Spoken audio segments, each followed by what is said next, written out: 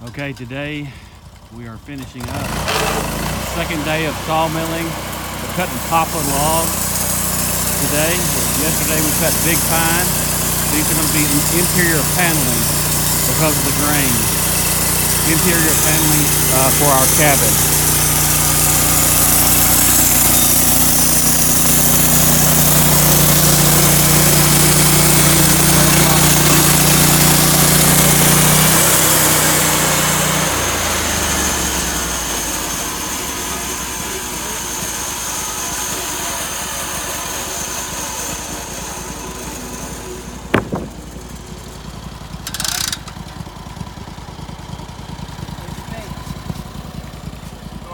Well, put it in 1 inch.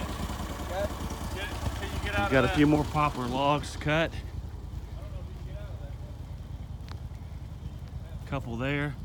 We've got some pine we decided not to cut because they're tops and the limbs are just too large. Be too knotty, the wood. So anyway, stay tuned for more management videos.